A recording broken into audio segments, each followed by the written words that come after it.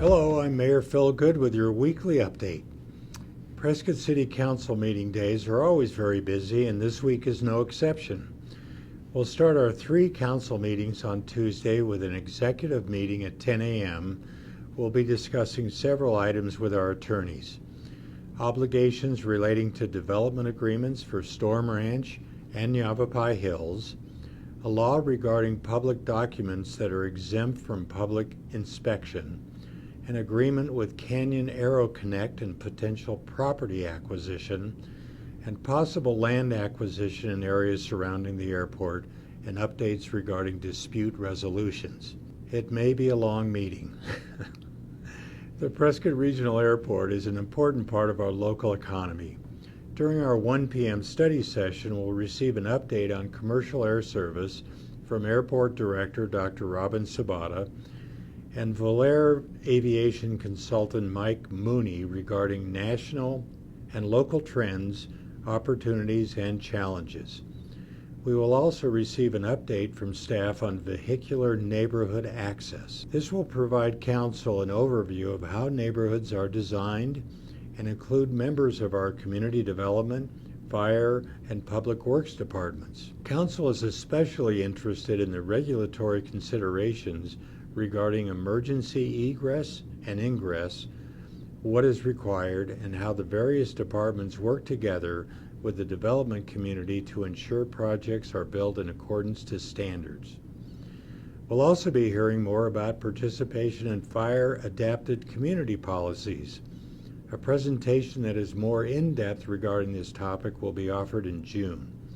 It's important that we continually improve the community's ability to live in a fire-adapted environment to increase public safety, natural resource conservation, and economic vitality.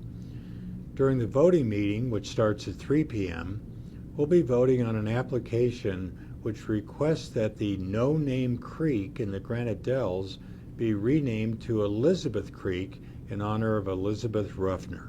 According to the application, Elizabeth Ruffner arrived in Prescott in 1940 when she married into a local pioneer family. Elizabeth immediately immersed herself in the Prescott community, helping to establish the community hospital, the Prescott Public Library, the Yavapai Heritage Foundation, and the first official historic preservation district in the state.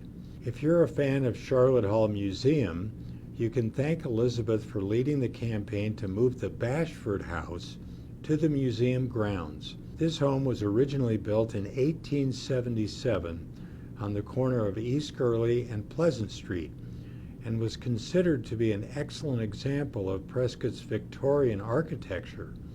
Nearly 100 years later, thanks to Elizabeth's campaign, the 160-ton house was loaded on a flatbed trailer and driven down Gurley Street to the museum grounds, where it was renovated and opened to the public in 1976. Elizabeth was also instrumental in preserving open space in the Prescott area for decades, lending her assistance and enthusiasm to the Save the Dells campaign even at the age of 99. The request to change the name of No Name Creek to Elizabeth Creek is certainly an appropriate way to honor Elizabeth Ruffner's memory and contributions to our community.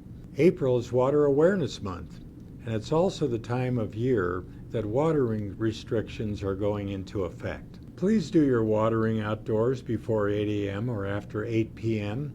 You can find more information at our new City of Prescott Water Conservation website. In other water news, we now have a new updated payment system for bulk water purchases at our water station on 6th Street. There is no longer a need for quarters or water cards, although you will need to set up a Pay for Water account. More information can be found at the link below. I'm very pleased to report that the Government Finance Officers Association of the United States recently announced that the City of Prescott's Finance Department has been honored with a Distinguished Budget Presentation Award for fiscal year 2023's annual budget. The award represents a significant achievement by our Finance Department and reflects the commitment of the Council and staff to meet the highest principles of governmental budgeting. Congratulations to our finance department for this well-deserved achievement. I want to welcome the annual Whiskey Off-Road Mountain Bike Race and Festival, which will take place this coming weekend starting on Friday, April 28th.